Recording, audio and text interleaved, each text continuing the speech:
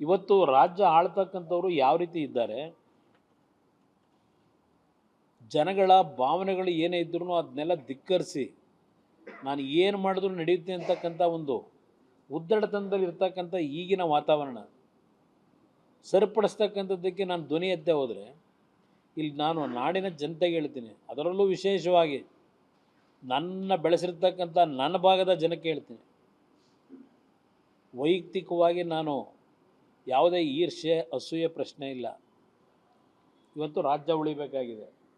ಆ ಹಿನ್ನೆಲೆಯಲ್ಲಿ ನನ್ನ ಕೆಲವು ಕಠಿಣವಾದ ನಿರ್ಧಾರಗಳನ್ನು ಮಾಡಬೇಕಾದಾಗ, ಕೆಲವು ವಿಷಯಗಳನ್ನ ಎಕ್ಸ್ಪೋಸ್ ಮಾಡಬೇಕಾದ್ರೆ ನಾಡಿನ ಜನತೆಗೆ ಹೇಳ್ತೀನಿ, ಯಾವುದೋ ಒಂದು ವ್ಯಾಮೋಹಕ್ಕೋ ಇಲ್ಲ ಅಸೂಯೆಗೋ ಇಲ್ಲ ಈರ್ಷೆಯಿಂದ ನಾನು ಮಾಡ್ತಾ ಇದ್ದೇನೆ ಅಂತಕ್ಕಂಥ ಭಾವನೆ ಇಟ್ಕೋಬೇಡಿ. ಇವತ್ತು ನಿಮ್ಮ ಮುಖಾಂತರ ಹೇಳ್ತಾ ಇದ್ದೀನಿ, ಇನ್ನು ಮುಂದಕ್ಕೆ ನನ್ನ ಹೋರಾಟ ಪ್ರಾರಂಭ ಆಗುತ್ತೆ. ಏನೇನು ನಡೀತಿದೆ ಅನ್ನೋದು ಗೊತ್ತಿದೆ ನನಗೆ. ಪಾಪ ನಮ್ಮ ಬಂಡವಾಳನೂ ಏನೋ ಬಿಡ್ತಾನಂತಲ್ಲ, ಬಿಟ್ಟಲಿ ತೊಂದರೆ ಇಲ್ಲ. ಯಾವ ರೀತಿ ನಡ್ಕೊಂಡಿದ್ದೇನೆ ನಾನು ಮುಖ್ಯಮಂತ್ರಿ ಇದ್ದಾಗ, ಒಂದು ಇನ್ಸಿಡೆಂಟು ಹೇಳಿದ್ದೀನಿ ಹಲವಾರು ಬಾರಿ, ಗೊತ್ತಿದೆ. ನನ್ನ ಬಗ್ಗೆ ಟೀಕೆ ಮಾಡ್ತಲ್ಲ, ನಾವು ಅವ್ರ ಜೊತೆಯಲ್ಲೇ ಭಾಳ ದಿವಸ ಇದ್ದು ಅವ್ರು ಏನೇನು ನಡೆಸಿದ್ದಾರೆ ನಮಗೆ ಗೊತ್ತಿದೆ. ಹೇಳ್ತಾರಲ್ಲ ಕೆಲವರು, ಈಗ ಅಲ್ಲಿ ಹೋಗಿ ಕಾಂಗ್ರೆಸ್ನಲ್ಲಿ ಅಲ್ಲಿದ್ಕೊಂಡು ಒಂದು ಇನ್ಸಿಡೆಂಟು, ಒಬ್ಬ ಯುವಕ ಅದೆಂಥದೋ ನಿಮ್ಮ ಆಗ ಅದೆಂಥದೋ ಆಟಲ್ ಪ್ಲೇವಿನ್ ಎಂಥ ಲಾಟ್ರಿ ಇದ್ದಾಗ ನೋಡೋಣ, IPL ಅಲ್ಲ, ಕೃಷ್ಣ ಅವ್ರ ಕಾಲದಲ್ಲಿ ಯಾವುದೊಂದು ಮಾಡಿದ್ದಲ್ಲ, SM ಕೃಷ್ಣ ಅವ್ರ ಕಾಲದಲ್ಲಿ ಪ್ಲೇವಿನ್ನು, ಆ ಪ್ಲೇವಿನ್ ಲ್ಯಾಟ್ರಿ ಆಗ ನಡೀತಿತ್ತಲ್ಲ. ಸಾಯಂಕಾಲ ಒಂದು ಕಡೆ ಹೆಂಡದ ಅಂಗಡಿ ಮುಂದೆ ನಿಂತ್ಕೊಳ್ಳೋರು, ಇನ್ನೊಂದು ಕಡೆ ಸಾಯಂಕಾಲ 6 ಗಂಟೆ ಆಯಿತು ಅಂದರೆ ಪ್ಲೇವಿನ್ ಶಾಪ್ ಮುಂದೆ ಇದು ಏನು ದೊಡ್ಡ ಗುಂಪುಗಳೇ ನಿಂತಿರೋದಲ್ಲ. ಒಬ್ಬ ಯುವಕ ಬಂದು ನನ್ನ ಹತ್ರ ಬೆಳಗ್ಗೆ 6 ಗಂಟೆ ಮನೆ ಮುಂದೆ ನಿಂತಿದ್ದ. ಕರೆಸ್ದೆ, ಒಳಗಡೆ ಪೇಪರ್ ಓದ್ತಾ ಕೂತಿದ್ದ, ನೋಡಿದೆ ಮೇಲ್ಗಡೆ ಕಿಟಕಿಯಿಂದ. ಕರೆಸ್ಕೊಂಡು ಏನಪ್ಪ ಯಾಕೋ ನಿಂತಿದ್ಯಾ ಅಲ್ಲಿ ಅಂತ ಕೇಳಿದ್ರೆ ಹೇಳ್ತಾನೆ, ಆ ಪ್ಲೇವಿನ್ ವ್ಯಾಮೋಹಕ್ಕೆ ಒಳಗಾಗಿ 2 ಲಕ್ಷ ಸಾಲ ಮಾಡಿದ್ದೀನಿ, ಇವತ್ತು ನಿನ್ನ ಸಾಲ ತೀರಿಸ್ತಿದ್ದೆ, ನಮ್ಮ ಕುಟುಂಬ ಸಂಪೂರ್ಣವಾಗಿ ಸೂಸೈಡ್ ಮಾಡ್ಕೋಬೇಕು ಅಂತಿದ್ದೀವಿ, ಕೊನೆ ಅಂತ ನಿನ್ನ ಹತ್ರ ಬಂದಿದ್ದೀನಿ ಅಂತಾನೆ. ಅದರ ಮೇಲೆ ಈ ರಾಜ್ಯದಲ್ಲಿ ಎಲ್ಲ ಲಾಟ್ರಿನ ನಿಷೇಧ ಮಾಡಬೇಕು ಅಂತ ತೀರ್ಮಾನ ಮಾಡಿದೆ. ನನ್ನ ಮೇಲೆ ಅವತ್ತು ಬಂದಂಥ ಒತ್ತಡ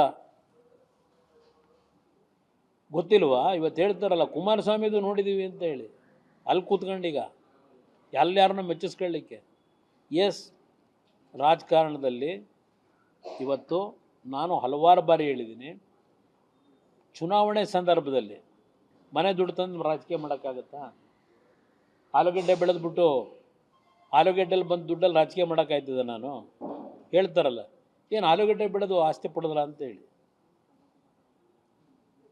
ನಾನು ಬಂದಂಥದ್ದು ನನ್ನ ಜಮೀನು ಇದೆಯಲ್ಲ, ಇದನ್ನು 100 ಎಕರೆ ಇದನ್ನು ಪೋಸ್ಟ್ ಅಂಟಿಸಿದ್ರಲ್ಲ, ಈ ಬಿಡದಿ ಹತ್ರ ಅಂಟಿಸ್ಕೊಂಡು ಜನಗಳನ್ನ ಬದಲಾವಣೆ ಮಾಡ್ತೀವಿ ಅಂತೇಳಿ. ನನ್ನ ಹೆಂಡ್ತಿದು, ನನ್ನ ಮಗಂದು, ನಂದು ಎಲ್ಲ ಫೋಟೋಗಳು ಹಾಕವ್ರಲ್ಲ. ಈ ಕೈಯಲ್ಲಿ ಹೇಳಿದ್ನಲ್ಲ ಮೊನ್ನೆ ಹೆಂಗಿದೆ ಅಂತೇಳಿ.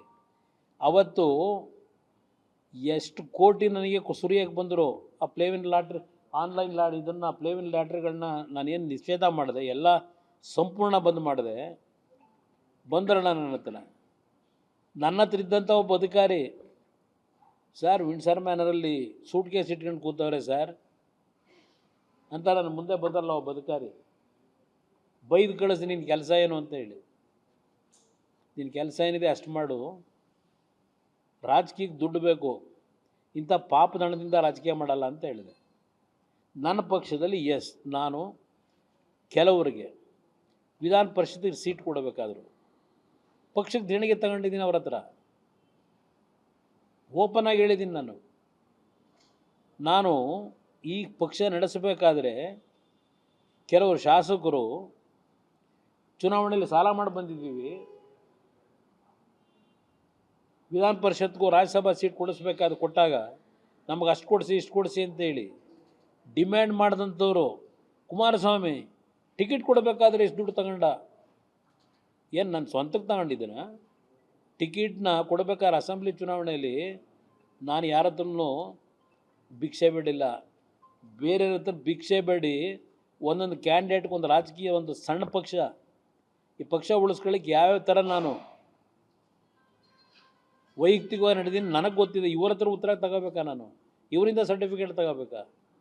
ರಾಜ್ಯದಲ್ಲಿ ಮುಖ್ಯಮಂತ್ರಿಯಾಗಿ ಸೈನ್ ಹಾಕಬೇಕಾದ್ರೆ ನಾನು ಆ ಸೈನ್ ಮಾರಾಟಕ್ಕೆ ಎಂದೂ ಇಟ್ಟಿಲ್ಲ.